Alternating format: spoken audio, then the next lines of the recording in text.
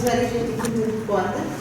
Esta iniciativa, que tem hoje, que é a primeira, mas que pretende ser um ciclo em que todos os meses acontece, vamos marcar, vamos hoje decidir aqui qual será a melhor hora e o melhor dia da semana, para uma vez por mês, sempre naquele dia, àquela hora, fazermos estes encontros. O que nós pretendemos é recolher o máximo das memórias que as pessoas têm das origens, da formação da vila, da criação, como é que as coisas eram, como é que se foram desenvolvendo, para ficarmos com todo o registro, portanto, para começarmos a criar uma identidade. Diz sempre que a Quinta do Conde é feita de gente que veio de todo lado. Sim, mas essa diversidade é para formar uma identidade muito própria. E se isso não se começar a tornar visível, quando nós começamos a rever, isso torna-se uma coisa palpável. As pessoas começam-se a identificar com aquilo que têm, com a sua própria história. E é isto que nós pretendemos. Começamos, portanto, quais são os nossos objetivos? Recolher e salvaguardar o património cultural e material. E o património cultural é aquilo que as pessoas sabem, aquilo que as pessoas viveram e que não está num objeto, não está num momento, é a vivência que a pessoa teve. O registro, e, portanto, com esse património nós vamos registar e inventariar, e a partir do momento que fica inventariado no museu, passa a ser património cultural e material. Nunca mais desaparece, fica ali. As pessoas vão morrendo, mas a história, a memória das pessoas ficou registada. E o envolvimento da comunidade. Nós pretendemos é cada vez mais pessoas participem, cada vez mais pessoas venham com as suas histórias, que as pessoas nos disponibilizem as imagens, as fotografias que têm para nós digitalizarmos, não precisam nos oferecer.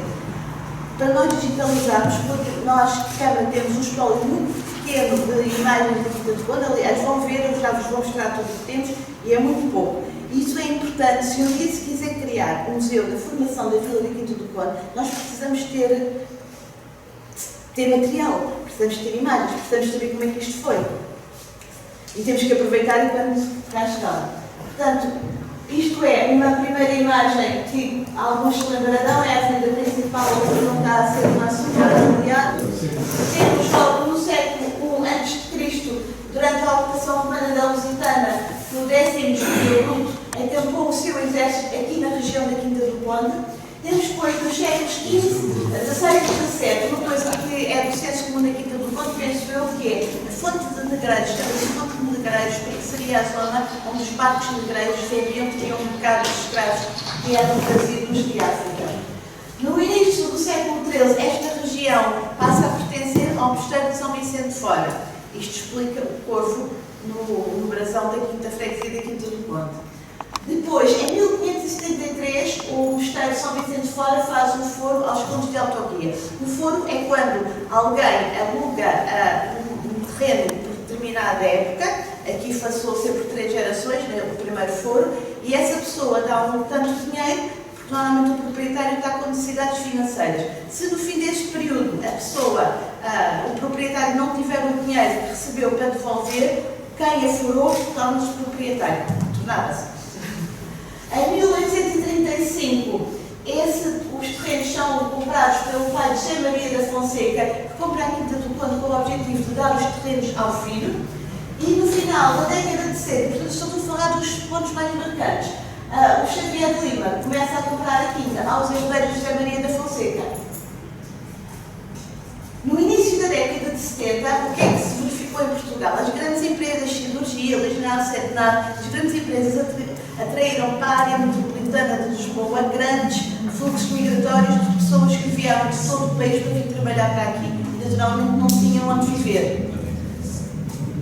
Ao mesmo tempo assistimos a uma crise política, o Salazar tinha morrido, o Marcelo não tinha essa tanta força, o poder político estava a perder a autoridade, o que dava alguma força, digamos, alguma legitimidade para que os loteamentos clandestinos começassem a aparecer sem haver grande controle, se era permitido, não era permitido, as coisas faziam-se. Em 1965 nós temos, é o registro que nós temos das primeiras construções ilegais que o Xavier de Lima fez no Casal do Sado. Uma nota curiosa é, nós achamos sempre que o Xavier de Lima começou as suas construções ilegais na Quinta do Conde, mas o registro mais antigo que nós temos na Quinta do Conde é no Casal do Sado, é de 65, e na Freguesia do Castelo, as da Azóia, mesmo junto a Cabos Pichel, são de 64. Portanto, ele primeiro tem todo lado. As Fontainhas, é aí que nós temos o primeiro registro dos primeiros estabelecimentos comerciais. Não sei se alguém sabe quem é que se fala ali, o Joaquim da Loja, o António Calar e o Café do Domingos Martins, que foi o único que sobreviveu. isto não é dos anos 70, é mais tarde, mas as pessoas compravam terreno, faziam um murzinho, punham lá qualquer coisa e depois, com o tempo, gradualmente, conforme podiam, iam construindo a sua casa. Na década de 70, falando e agora começamos com os itens que nós gostaríamos de ver, que nos contassem as nossas histórias. Não hoje, mas ao longo do tempo. A década de 70 é a década que começam as questões da eletricidade e abastecimento de água. E também começa a aparecer o primeiro movimento científico entre as comissões de moradores e a primeira associação, que é a Associação de Desenvolvimento de Quinta do Conde. Porquê? A população que vinha para cá, que cá estava, não tinha eletricidade, não tinha saneamento, não tinha água, não tinha nada. As pessoas precisavam de se organizar para começar a criar as infraestruturas básicas de vida aqui na Quinta do Conde. No final da década, eu não sei o que é que aconteceu no espaço, não interessa, no final da década, foi o ano que passou, no final da década de 80, a Câmara criou 3 zonas de abastecimento de água na Quinta do Conde. Cada zona tinha água por 24 horas, ou seja, eles passavam 48 horas sem água. Isto para termos uma ideia, estamos a falar dos anos 80, no final da década de 80, a Quinta do Conde, em 3 zonas as pessoas passavam 48 horas sem água e depois tinham durante 24. Que é uma coisa que nos parece impensável. Isto foi ontem. Em 1980 começa a primeira fase das obras de abastecimento de água e esta é a imagem mais antiga que nós temos nos arquivos da Câmara, que era o gabinete de urbanização da Quinta do Conde. A fotografia está queimada, por isso é que não se vê muito grande coisa. O gabinete foi alto vandalismo, isso é mesmo um incêndio do gabinete. A sério? Foi. A fotografia não está queimada. É que a informação que eu arquivo tenho, isto é do arquivo, é que a fotografia está queimada. Não. Olha, isto é giro que eu informo o arquivo, porque isto foi dado por arquivo e A fotografia, se tivesse queimado, estava amarela, não estava preta. Se tivesse queimado, estava amarela, não era preta. Isso é um ponto interessante. Porque é que o gabinete, o primeiro gabinete de urbanização que pretendia criar as obras de abastecimento é queimado? Isso é uma coisa interessante. É interessante, mas isso insere-se naquela volta. Sim, mas são todas essas coisas que nós... Entre as décadas de 70 e a primeira década do século XXI, a Quinta do Conde assistiu ao maior crescimento populacional jamais verificado no país. Entre os séculos 91 e 2001, registrou-se nesta freguesia o maior crescimento que alguma freguesia portuguesa jamais teve. Para acompanhar as necessidades da crescente comunidade, portanto, de haver este crescimento daquilo que foi considerado o maior bairro clandestino da Europa, vão lentamente surgindo infraestruturas e serviços de apoio à população. E aqui começa a passar as imagens que nós temos. Portanto, imagens do primeiro mercado, uma escola, um pré-fabricado, isto é, no ponto 3. É número 1. A escola é número 1. É número 1 do ponto 3. Mas aquela não. É número 5. Parecia mais que esta aqui parece-me na boa. Volta lá atrás. Esta? Essa é da Guarda. É? Essa é da Guarda. Essa é da Guarda. A do CIPA é para os pré-fabricados iguais à É só mais uma referência Não sei como para é a esta lá. Essa é da Guarda. A escola do Conde foi a primeira escola. Abriu em 1970. Não foi nada do contorno. Não foi nada Com 3. Com 3. Com 3, sim, com 3. Abriu em outubro de 1974. Eu fiz lá a quarta classe. Muito bem. Aqui são as obras da avenida principal dos carros. Temos uma ideia da data. Isto é que neste momento já os serviços municipais estavam neste prédio aqui do lado esquerdo. Que é, exatamente, que é aquilo que eu me lembro, nunca me lembro do pré-fabricado, mas provavelmente alguém se lembrará.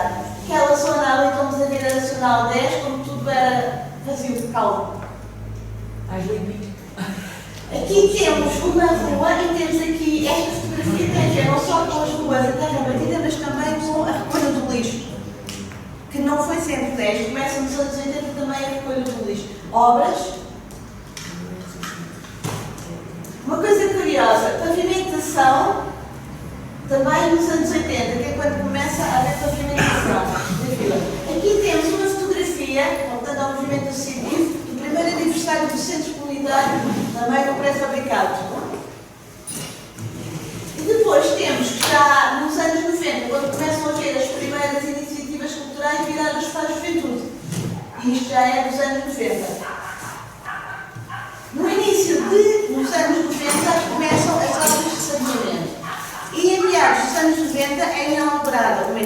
a gente não conhece, mas isto não estava acabado. Não podia funcionar. E só no final do milénio, em 1999, é que se inicia a construção da primeira estação elevatória de águas residuais domésticas e a ligação da domiciliária das casas à rede de esgotos. O que significa que durante o século XX esta vila não tinha esgotos. Ou tinha um sistema de fossas, fria mal e às vezes andavam as pessoas na Gracião pelas ruas a céu aberto.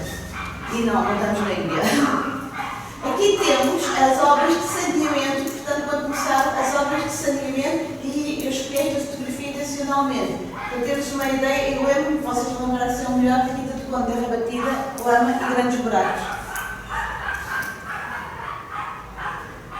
A 9 de outubro, só a título de curiosidade, de 85 foi criada a Secretaria de Quinta do Conde e 4 de setembro passa a vila. 4 de setembro de 85, ainda não tínhamos saneamento, e era uma vila. O que é que nós pretendemos? Se quiserem doar, o museu aceita, conserva.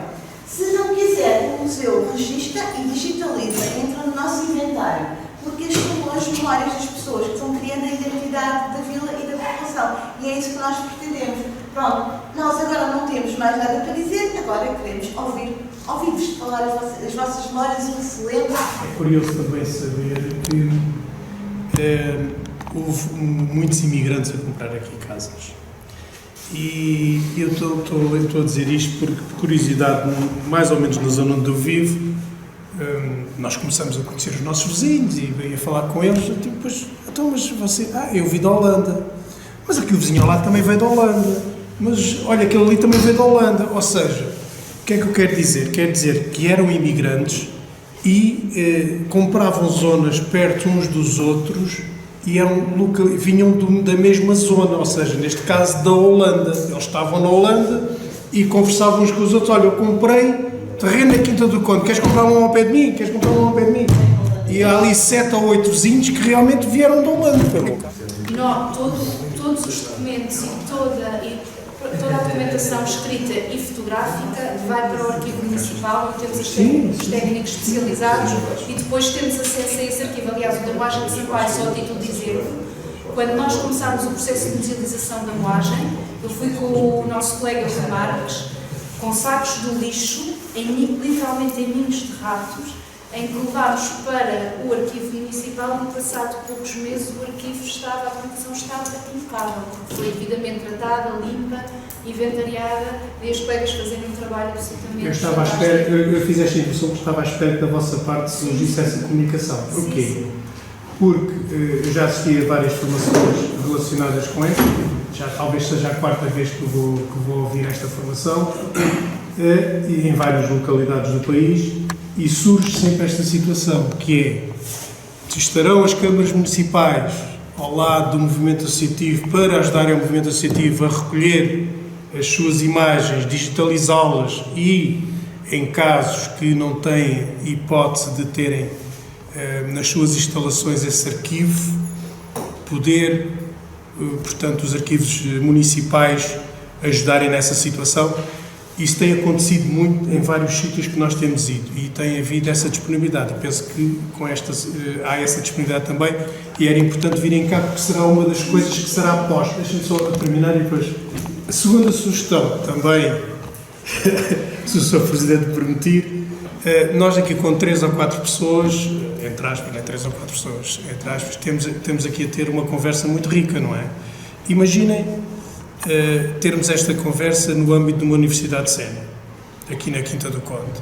Imaginem a riqueza que isto podia nos trazer, não é? Então, algumas notas soltas, sem sequência cronológica, sendo que a minha expectativa, temos aqui 2 técnicos com conhecimentos que eu reputo muito importantes, até porque acrescentam novidades àquilo que eu já sei. Como foi reconhecido, sei muita coisa, mas não sei tudo, e quer o Henrique, quer a Andreia, são aqui a minha esperança, a minha expectativa de que no futuro muito obrigada, a nossa história... que me toca.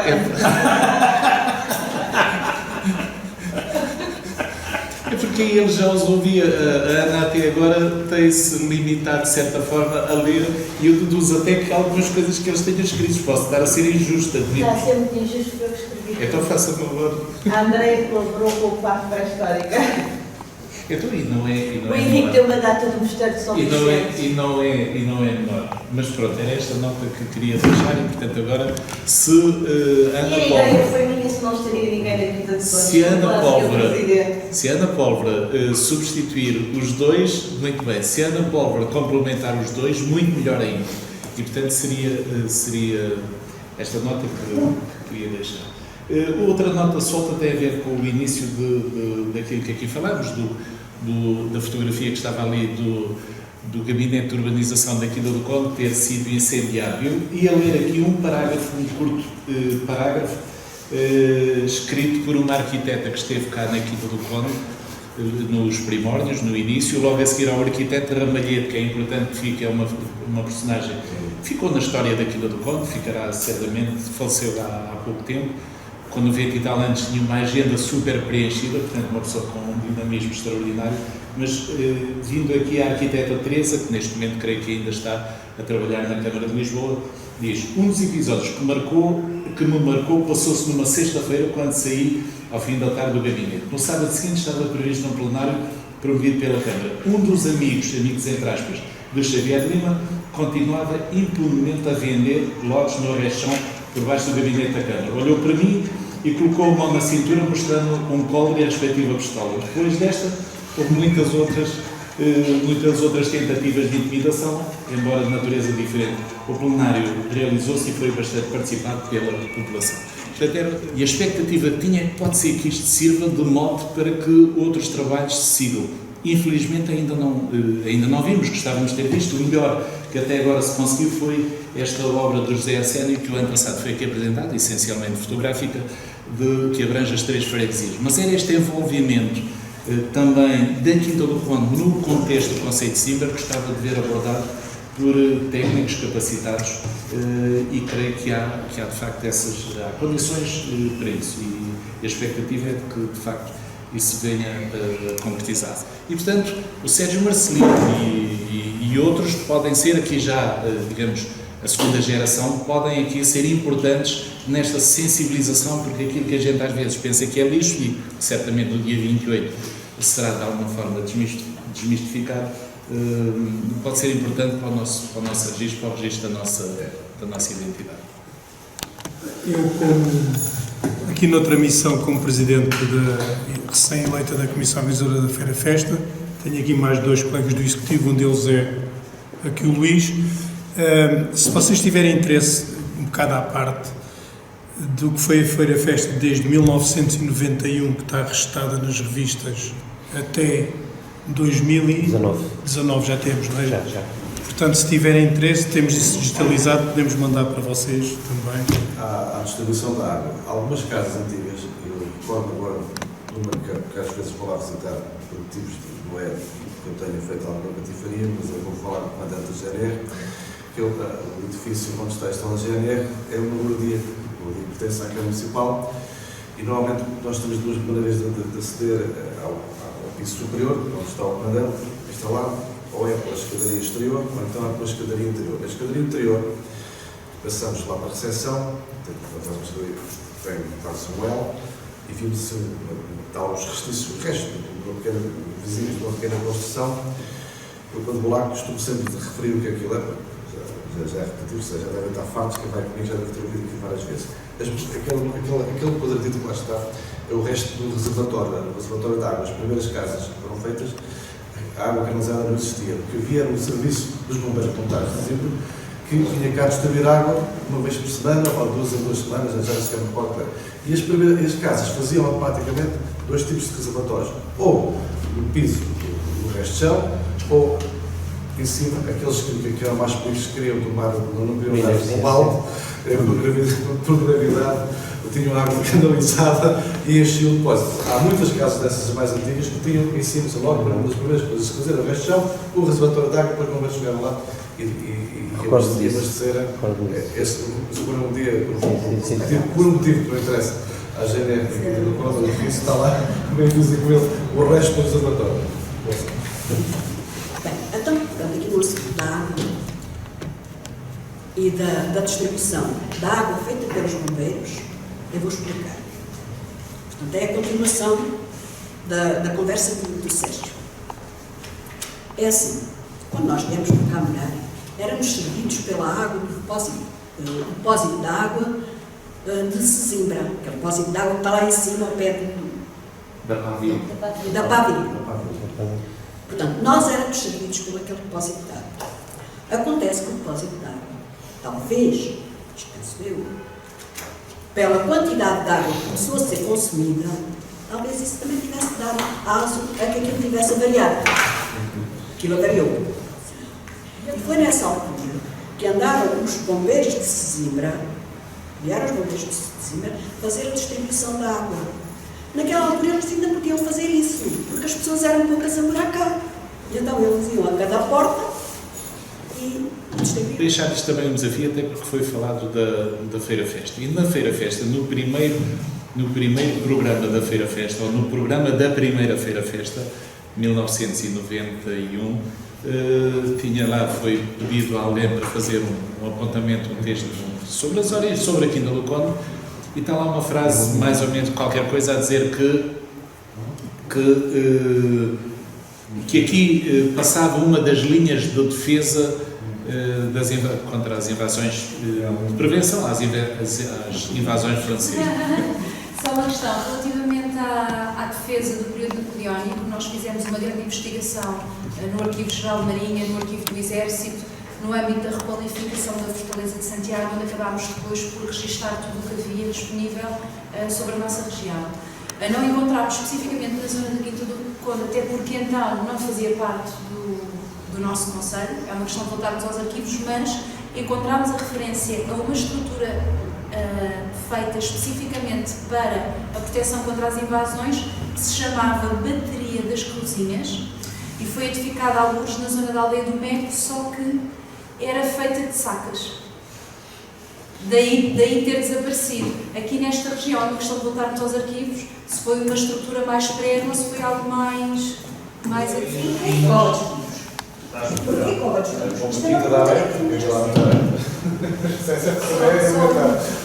Só uma chega do ponto de vista histórico, e este é um desafio para uma tese de doutoramento, porque é uma documentação muito exaustiva. Na Torre do Tombo, nós temos a documentação das comendadeiras de Samos, que estavam ligadas à Ordem de Santiago e que recebiam os impostos do comércio de navegação destes ribeiros e destes rios aqui na zona de Coina. E há exatamente um litígio das comendadeiras de Santos com a Ordem de Santiago sobre o recebimento dos impostos. Quando há dúvidas, colaboradores. E existe muita documentação para a caracterização desta zona geográfica do nosso concelho, que é muito importante, mas a dificuldade da leitura destes documentos é que muitos deles precisam de ser transcritos. Portanto, deixo aqui o desafio para um apoio a uma eventual tese de doutoramento, porque a transcrição daqueles documentos era muito importante para nós percebermos as dinâmicas da ocupação aqui do nosso concelho, porque esta área geográfica é tão vasta que vai inclusivamente